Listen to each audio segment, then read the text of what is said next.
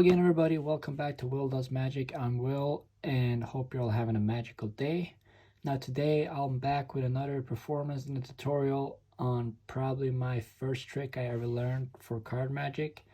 It is a super simple trick that doesn't require much sleight of hand or preparation at all, and it has a stunning performance at the end, which if you follow through you'll see. If you do like this video, I would very much appreciate that you leave a like and subscribe to the channel. Also that you comment on what you want to see next, any kind of reveals, what kind of card magic you want to see. If you got something in mind, just post the link down in the comments and I'll try to make it as good as possible for you guys. But without further ado, let's get into the performance of this trick. So for this trick, guys, all you need is a deck of cards. Now this could be your deck of cards or not, but what we do need are the 4 jacks. So I'm just gonna scooch through and find them all. There we go. So the 4 jacks, we got 1, 2, 3, and 4. Now these 4 jacks, they're all brothers, all right? So we got the Jack of Spades, the Jack of Diamonds, Jack of Hearts, and the Jack of Clubs. Now all of these jacks are bank robbers. So one night they decide to go into a bank. So the first brother, he stays on top because he wants to look out for all the cops, all the helicopters coming out. The second brother, he goes in somewhere towards the bottom of the bank.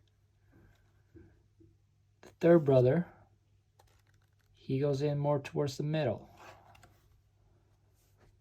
And the fourth brother goes in somewhere close to the top.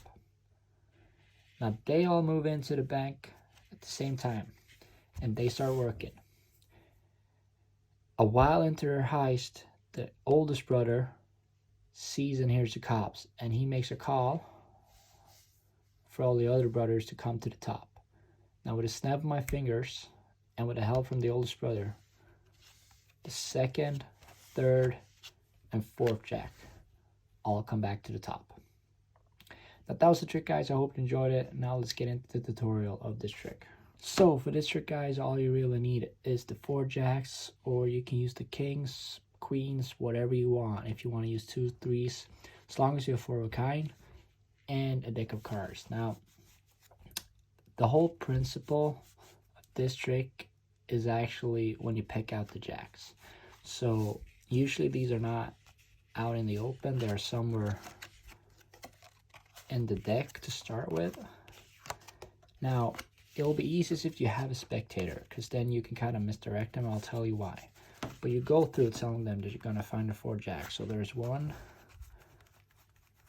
there's 2, there's 3, and there's 4.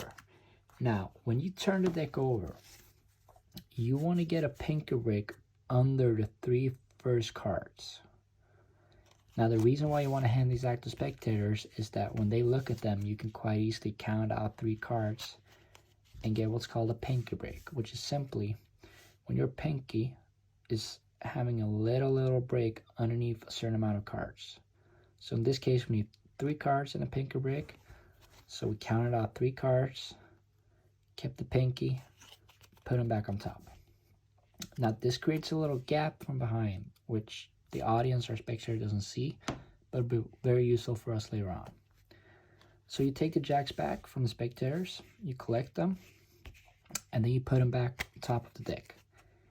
Now since you have that pinky break, you can lift off all 7 cards from here pretty easily without them really seeing that there are 3 extra cards.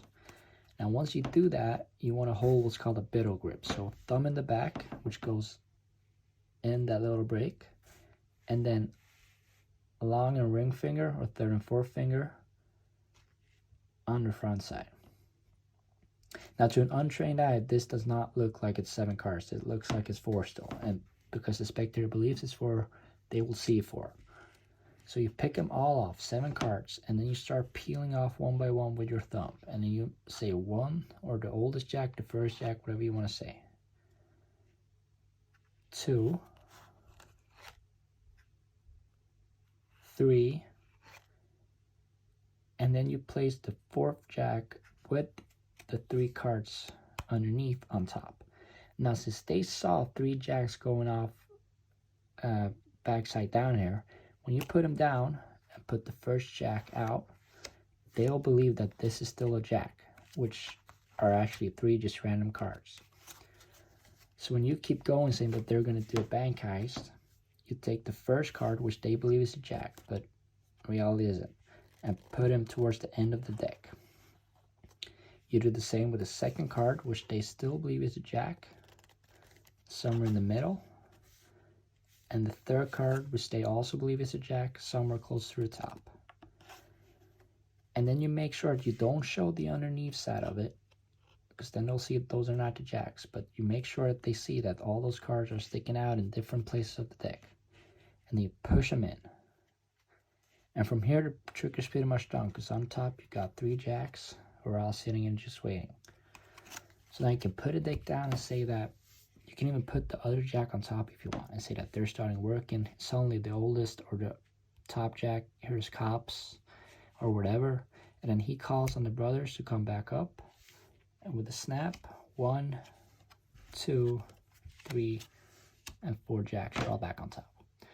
Now this is a super easy effect. It's probably the pinky break and the biddle grip are some of the most used techniques on sleight of hand in the whole industry. So if you can master this simple trick, you can master a ton of other tricks out there as well. It's a super easy beginner's trick. It gets a lot of good reactions, and it has a stunning effect in the end if you do it right and say the right things. So I really do encourage you guys to learn this, master it, and then go out and perform it, see what kind of reactions you get. That was all for today's video. If you liked it, please leave a like on it, subscribe to the channel, and comment on what you want to see next. But without further ado, have a magical day, and I'll see you next time.